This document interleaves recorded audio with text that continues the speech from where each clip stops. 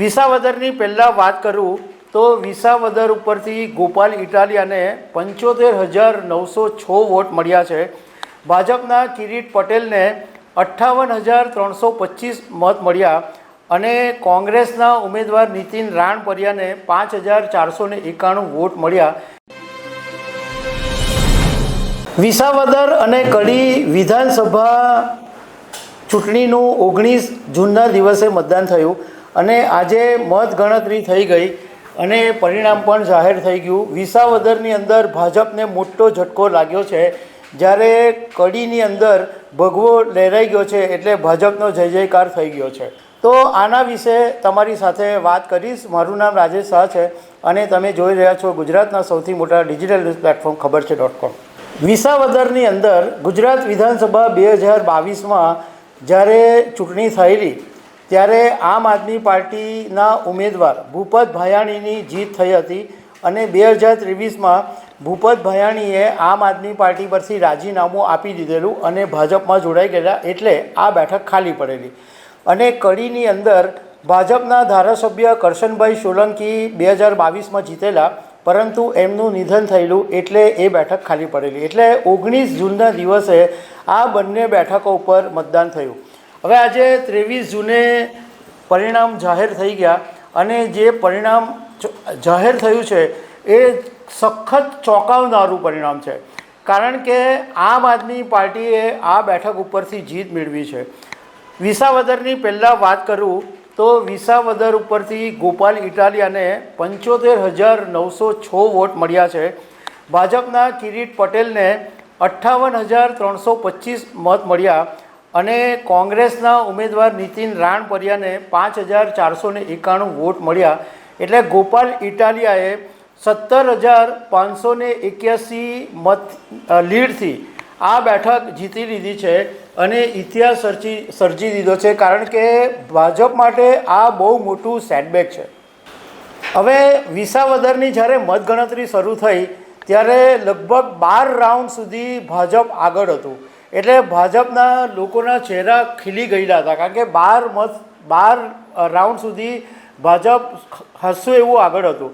પરંતુ 13મો રાઉન્ડ શરૂ થયો એ પછી આખી બાજી પલટાઈ ગઈ અને એ પછી ગોપાલ ઇટાલિયા તરફી મતદાનો શરૂ થયા અને ગોપાલ ઇટાલિયા આખરે જીત મેળવી દીધી। અને આમ આદમી પાર્ટીના લોકોએ તો લગભગ 19મો રાઉન્ડ ચાલુ થયો ત્યારથી જય ગોપાલના નારા શરૂ કરી દીધા હતા અને ઉજવણી શરૂ કરી દીધી હતી, મીઠાઈઓ વેચવાનું પણ ચાલુ કરી દીધું હતું। કડીની વાત કરું તો કડીની અંદર રાજેન્દ્ર ચાવડા જે ભાજપના ઉમેદવાર હતા અને ભાજપે જૂના જનસંઘીને ટિકિટ આપેલી હતી અને એમણે ખસી એવી 98,836 મત મેળવ્યા। કોંગ્રેસના રમેશ ચાવડા 59,932 અને આમ આદમી પાર્ટીના ઉમેદવાર જગદીશ ચાવડાને માત્ર 3,077 વોટ મળ્યા।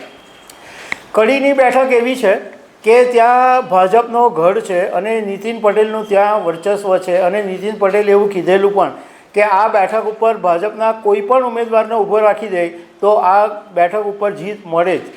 એટલે કડીની અંદર ભાજપને ચિંતા નહોતી, પરંતુ વિસાવદરની અંદર ભાજપને ચિંતા હતી, કારણ કે 18 વર્ષથી આ બેઠક ભાજપના હાથમાં નહોતી આવી। આ વખતે એવી આશા હતી કે ભાજપની આ વિસાવદરની બેઠક ભાજપ જીતે, એટલે જયેશ રાદડિયાને પ્રભારી બનાવેલા અને ખાસી એવી મહેનત પણ કરવામાં આવી। પરંતુ જે ભાજપ પેજ પ્રમુખના ફોર્મ્યુલાથી બધી ચૂંટણીઓ જીતે છે એ ફોર્મ્યુલા વિસાવદરની અંદર હવાઈ ગઈ।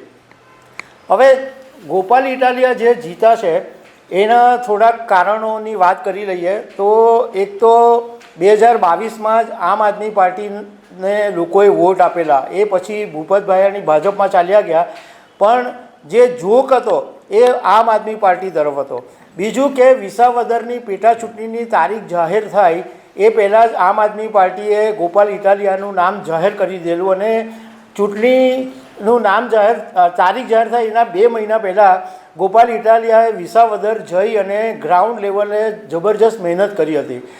હવે વિસાવદર એવો વિસ્તાર છે કે જ્યાં ખેડૂતો અને પશુપાલકો વધારે રહે છે, એટલે ગોપાલ ઇટાલિયા અને આમ આદમી પાર્ટીએ એવી રણનીતિ બનાવેલી કે ફોકસ જે મુદ્દો હતો એ ખેડૂતો પર જ ધ્યાન આપેલો અને ખેડૂતોના ખાતરના મુદ્દાથી માંડીને જે પણ પાણીની સમસ્યા છે એને લઈને એટલો જબરજસ્ત હોબાળો મચાવ્યો કે એ ગોપાલ ઇટાલિયા માટે એક ફાયદો સાબિત થયો. બીજું કે લોકો કદાચ ખેડૂતો હતા એ આ વખતે બહુ નારાજ હતા એવું પણ એક વાત ચાલતી હતી. અને બીજી જીતનું કારણ એ પણ છે કે ગોપાલ ઇટાલિયાએ શરૂઆતથી જ કેશુબાપાના નામનો ઉપયોગ કરી દીધેલો અને કેશુબાપાને નામનો આધાર રાખી અને ખેડૂતોની સાથે વાત કરી અને દિવંગત નેતા કેશુબાપાનું આ વિસાવદર છે એ પોતાનું ગામ બી છે અને એમની વિધાનસભાની બેઠક બી હતી અને કેશુબાપાનું આજની તારીખે પણ વિસાવદરની અંદર વર્ચસ્વ છે. બીજું કે હવામાનના જાણકાર અંબાલાલભાઈ પટેલે પહેલેથી એવી આગાહી કરી દીધી હતી કે આ વખતે ચોંકાવનારા પરિણામો આવશે અને બીજું એમણે એવું કીધેલું હતું કે નવી વિચારધારા ધરાવતો વ્યક્તિ જીતશે. એટલે બધાને એવું લાગતું જ હતું કે ગોપાલ ઇટાલિયા આ વખતે જીતશે અને અંબાલાલ પટેલની આગાહી એ રીતે સાચી પણ પડી છે. આ બેઠક વિશે હું તમારી સાથે પછી એનાલિસિસ પણ કરીશ, પણ અત્યારે આ જે બેઝિક માહિતી છે એ તમારી સાથે શેર કરી. આવી અનેક વાતો સાથે અમે તમને મળતા રહીશું. Thank you very much.